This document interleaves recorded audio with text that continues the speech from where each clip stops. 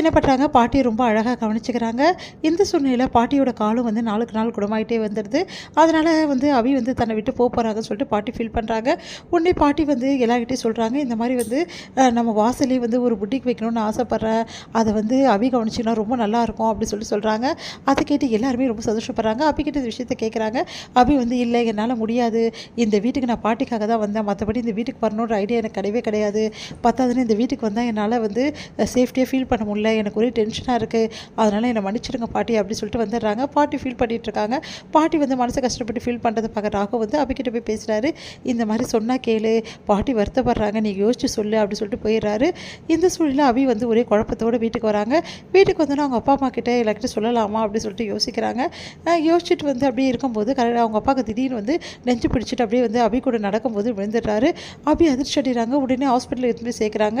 அப்போ வந்து இந்த மாதிரி உங்கள் அப்பாவுக்கு வந்து நிறைய ப்ராப்ளம்ஸ் இருக்குது, அவருக்கு வந்து அடைப்பு இருக்குது நெஞ்சில், அதனால் கம்பல்சரி வந்து அவருக்கு வந்து ஒரு ஆப்ரேஷன் பண்ணி ஆகணும், அதுக்கு லட்சக்கணக்கில் பணம் தேவைப்படுது அப்படி சொல்லிடுறாங்க. கொஞ்ச நாள் தான் அந்த ஆப்ரேஷனில் நீங்கள் பண்ணியே ஆகணும் அப்படின்றாங்க.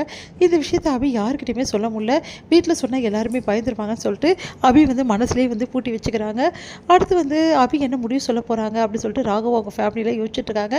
இந்த சூழ்நிலை அபி வீட்டுக்கு வராங்க. இங்கே ராகவ் வீட்டுக்கு பாட்டிக்கிட்டே இந்த மாதிரி வந்து புட்டிக்கு நீங்கள் ஆரம்பிக்கிறேன்னு சொன்னீங்களா, கண்டிப்பாக ஆரம்பிங்க, அதை நான் பார்த்துக்கிறேன், அதுக்கு வந்து எனக்கு வந்து கண்டிப்பாக சேலரி கொடுத்துருவீங்களா அப்படின்னா, கண்டிப்பாக உனக்கு சேலரி மட்டும் இல்லைம்மா, நீ இதை வந்து நல்லபடி கவனிச்சிக்கோ, உனக்கு இது நீ வந்து ஒரு எம்ப்ளாய் கிடையாது, இதில் நீ தான் ஓனர், ஜஸ்ட்டு வந்து நீ பார்த்துக்கிறது மட்டும் கிடையாது, ப்ராஃபிட்டில் எல்லா அமௌண்ட்டும் உனக்கு இருக்குது அப்படின்ற மாதிரி சொல்கிறாங்க. அதை கேட்டு அபி ரொம்ப சந்தோஷப்படுறாங்க. இல்லை, நீங்கள் நல்ல சேலரி கொடுத்தா எனக்கு போதும் அப்படின்ற மாதிரி சொல்கிறாங்க. பரவாயில்லம்மா, நீ இந்த மாதிரியே கவனிச்சிக்கோ அப்படின்னு ரொம்ப சந்தோஷப்படுறாங்க அபி. நல்ல காலம், இதை நம்ம சேர்ந்து ஆகணும், வேறு வழியே கிடையாது, இதில் சேர்ந்தால் தான் நம்ம வந்து நம்ம அப்பாவை காப்பாற்ற முடியும், அப்பாவுக்கு வந்து காசு நிறைய சேர்த்தா தான் அவருக்கு ஆப்ரேஷனுக்கு வந்து கட்ட முடியும் அப்படின்னு சொல்லிட்டு அபி முடிவு பண்ணுறாங்க. வீட்டில் எல்லாருமே வந்து அபி எங்கே போயிட்டா, ஏன் இவ்வளோ நேரம் ஆகி வரவே வரல, கோயிலுக்கு தானே போனா, இவ்வளோ நேரமா அப்படின்னு சொல்லிட்டு யோசிச்சுட்ருக்காங்க. பார்த்தா வந்து அபி வந்து இங்கே வேலைக்கு வந்து ஜாயின் பண்ணி வந்து பேசிகிட்டு இருக்காங்க பாட்டிக்கிட்ட. முரளிக்கு இந்த விஷயம் தெரிய வருது. முரளி செமையாக டென்ஷன் ஆகிறாரு.